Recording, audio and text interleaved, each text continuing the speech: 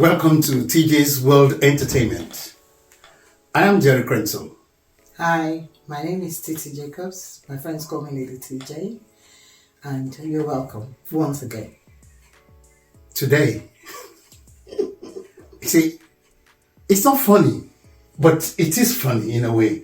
It's because the saying goes that if you get to the point where you can't cry, all you do is you laugh. Yeah, you just, at the end of the day, every day we wake up to new things coming from Nigeria, and it's so annoying.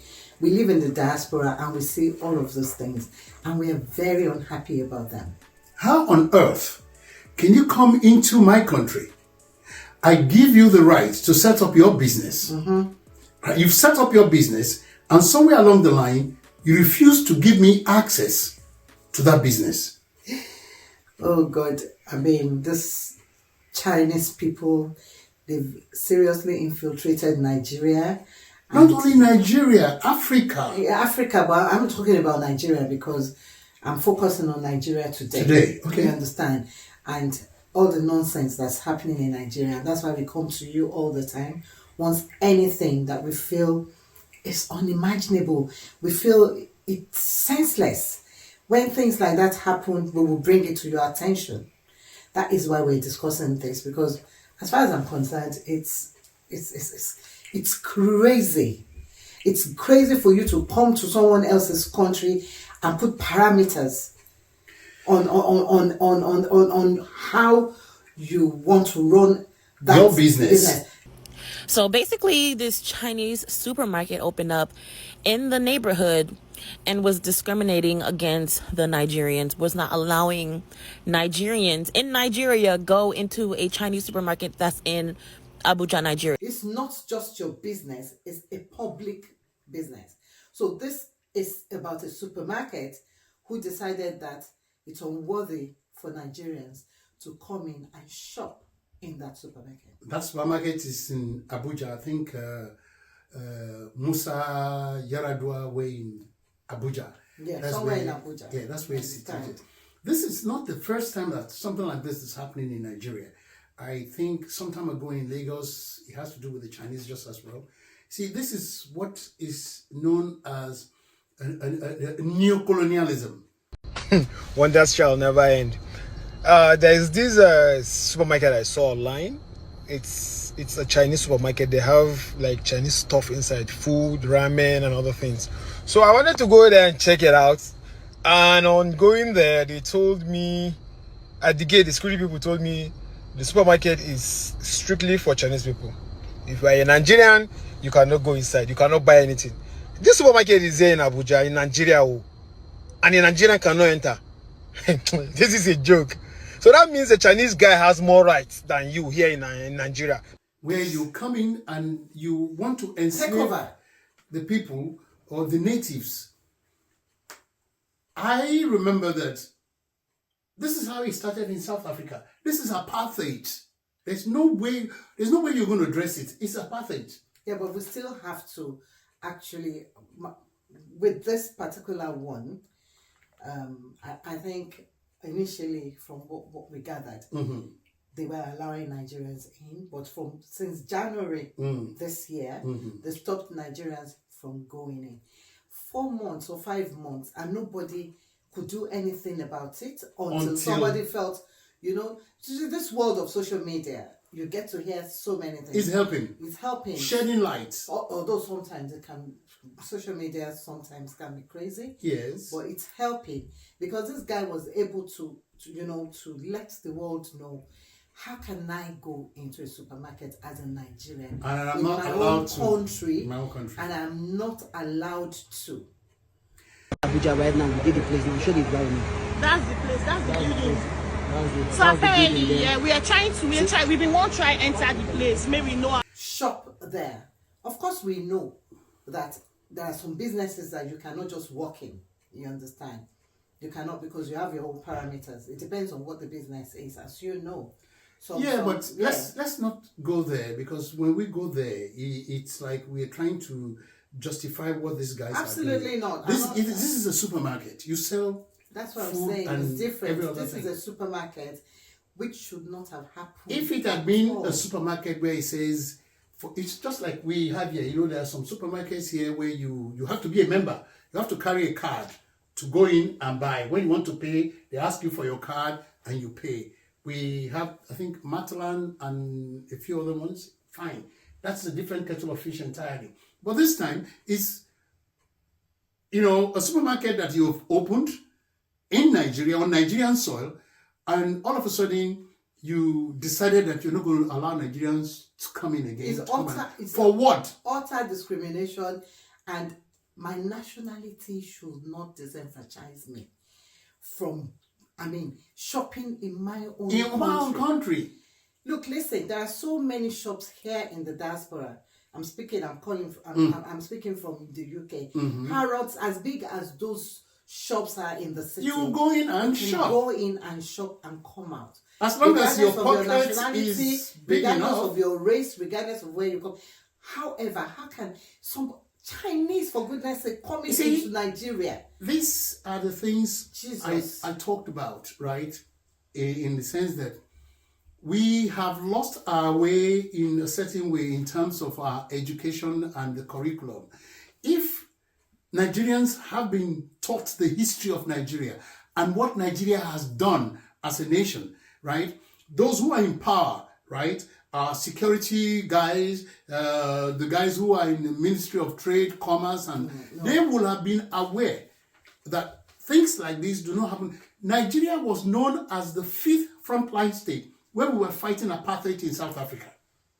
Yeah. Right? And this same apartheid now is happening under our noses, and people can't do anything about it. No, but the beauty of this, quite honestly, yes, Mr. Magic, the beauty of this is that something has been done. Because somebody had brought it to their notice. Now, you want to tell me that since January, February, March, nobody...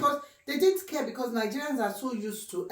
so anyway, they just said I cannot go there because the guy actually said, well, they have not allowed me to go in there, so I'm just going to my Nigerian shops. Can you imagine? Yeah, but it's not in the guy's place to bring it to the notice of the relevant parastatals, ministries, and security apparatus that are tasked to do their job, which means they're not doing their jobs. Yeah, but those people, they are so in tune. The partnership working with Chinese people, that they now have a sense of entitlement. They do have a sense of entitlement in Nigeria because we've borrowed so much money, running to billions and trillions, and there are so many infrastructures happening. They're being awarded to. They even imported some doctors and some nurses from China into Nigeria. What about in South Africa? They have their own special police station with a policeman in uniform. How do you allow something like that to happen on your soil? It's just crazy. It's crazy, and I'm glad that at least I watched one interview that they did for Dr. Adamu. Is the executive chairman of Federal Competition and Consumer Protection Commission, FCCPC, and he actually said that they were going to investigate this, and if these people are taking law into their hands, they will deal with it. The woman who runs that supermarket, has she come, because she was supposed to be there on Wednesday? Yeah. Has she come to the FCCPC? Yesterday was Wednesday. Yes, she came to FCCPC in time yesterday. We went to the supermarket along with her. She opened it up, went inside, and the discoveries were just enormous. Chinese embassy was there represented. The China Chamber of Commerce and Industry was also there. And all the products are labeled in yen. And that's the only currency they accept there, yen. That's again the law in Nigeria. We don't sell products not in Naira. Everything you sell in Nigeria should be in Nigerian currency. I think they have actually done that, haven't they? Yes, pending investigation. Because trust me, I don't know if something's going to come out of it, but the important thing is they have done something. You've seen video clips of Chinese people maltreating their workers in Africa, in Nigeria. Oh, there was even a time that so many Nigerians were in prison. And I know that a lot of Nigerians cried out then to the government, and they even, some lawyers took it upon themselves to sue China for maybe 200 billion. I don't know what came out of that. They sued China for this. But because of the government, those few people up there who are actually franchising, yes, or fraternizing with these people. It's so hard to How can you come into my country? Yeah. You don't like me. You don't like the color of my skin. But you want to do business. You like the color of my money. You want to do business in my country. And then when you get to when it suits you, you tell me I can come in. And when it suits you, you tell me I cannot come in. Well, we've allowed them to do that, and they are seriously gaining more grounds in Nigeria. In fact, I think 50% of Nigeria has been sold to China. You see, the thing is this: is this nonchalant attitude we have in our country. We see a few of these people who come into our space in Nigeria, because a huge chunk of people have not lived in the diaspora or actually done business because they see their skin is fair. They give them special preference. They get intimidated. I'll tell you what happened. There was a time I went to Nigeria, and we were all lining up. As a matter of fact, these expatriates, they were in the same plane with me. You understand? When we got down and we started, when you get to that port of entry, to go, you're heading to immigration, customs. To the immigration, they walked. I also had the same passport they have.